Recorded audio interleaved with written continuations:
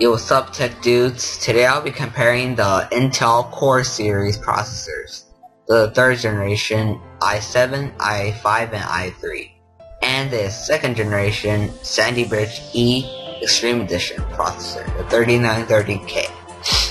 So starting out with the Core i3. The Core i3 is basically a mainstream processor that lets you handle most of your applications, such as Chrome, web browsing, the less intensive stuff. You could also game on it like Battlefield 3, but you wouldn't. I'd rather get a i5 with a quad core for Battlefield 3, but Team Fortress 2, it would run no problem. As long as you have a good graphics card. But the Intel 3000 graphics, it should be able to take it, and especially with the 4000 graphics, the new Intel 3rd generation. So the Intel Core i3 processor, it uses 2 physical cores, 2 virtual cores. That means there's hyper-threading enabled. And 4 cores will show up in Task Manager.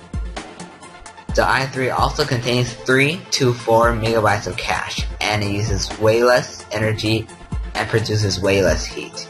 And there's no overclocking option in the i3 processor section. Heading on to the i5. The i5 is for a mid-size, either a notebook or the mid-size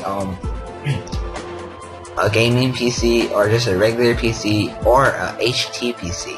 That means it's a PC that's hooked up to your TV, and you can use WiDi, beam it to your TV, wireless display by Intel. Alright, so the i5 is recommended for those who demand a little speed but not quite very intensive, like video editing. Like, you don't want to stress the CPU out with like 10 video editing rendering softwares at the same time. That would not be good. Well, the i3 had 2 physical cores and 2 virtual cores. The i5 comes with either 2 or 4 cores. The 4 cores is there's no hyper-threading enabled in the i5. That means you'll be stuck with 4 physical cores. And the 2 physical cores is clocked higher than the i3. And also, this i5 processor produces a bit more heat on the 2 core and then a lot more heat on the quad core. And the cache on the i5 is bigger. It ranges from 3 to 8 megabytes. And turbo mode on the i5 is available, when not like the i3, which does not have turbo mode. i5 has turbo mode, and turbo mode is basically when you have an application that is using one of your cores, and you have 3 other cores doing nothing, and the processor will turn the 3 other cores that's doing nothing off, and turn the 1 core that your application is using, boost it up, boost the clock speed, give you more performance. Like Battlefield 3, I think it uses 2 cores, so if you have turbo mode, it's gonna overclock itself, self-overclock. And now heading on to the i7 processor. This i7 processor is demand power. It's just beats everything. Well, except for the i7 Extreme, which we'll get it later on. This is one of the intensive users, like overclockers, gamers, video editors. You can probably run 2 rendering applications at the same time. And this ranges from, actually no, it ranges from 4 cores to 6 cores. 6 cores means it's an Extreme Edition.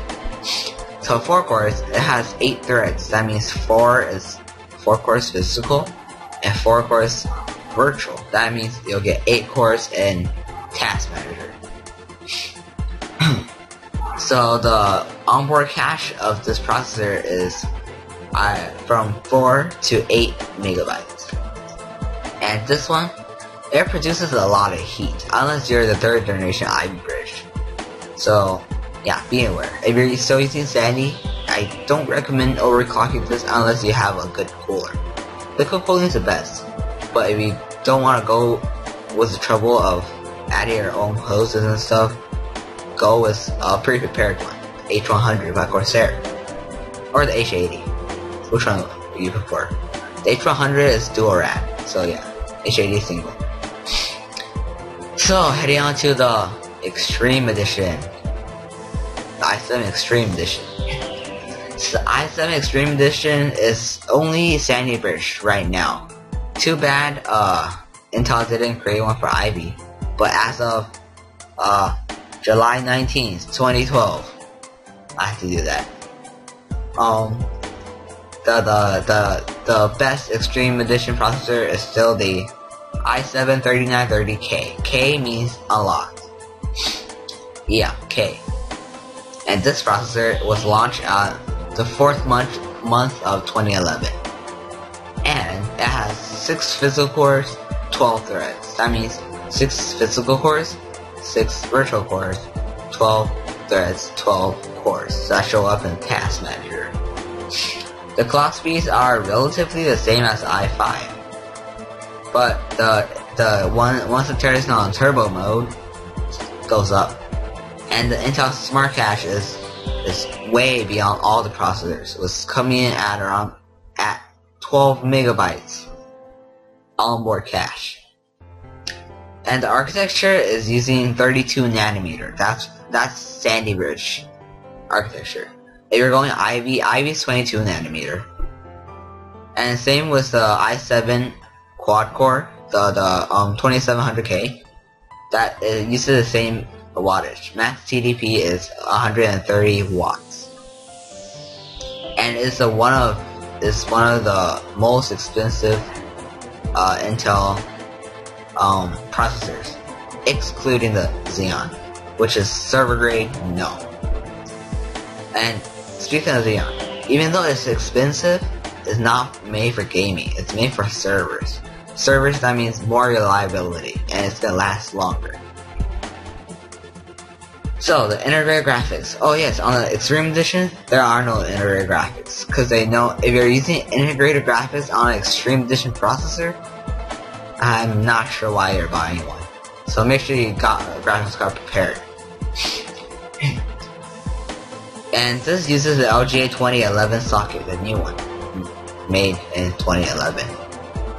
Hint, the model or the socket.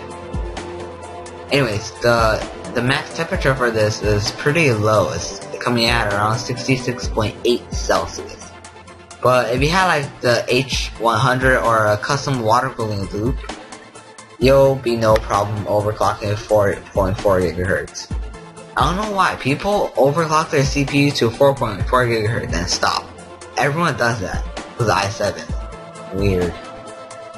Anyways, so here is the Extreme Edition Mobile one. This is a new one. It's the ultra low voltage one. And this is the mobile one. This is the 22 nanometer. And this is the desktop version, which is still stuck at 32 nanometer. So they have refreshed the mobile Extreme, but not the desktop Extreme. I wonder why. Alright, so this video is getting a bit long, coming out in 9 minutes. Alright, so thank you for watching. Please subscribe, like, and comment. Don't forget to comment and subscribe. Like.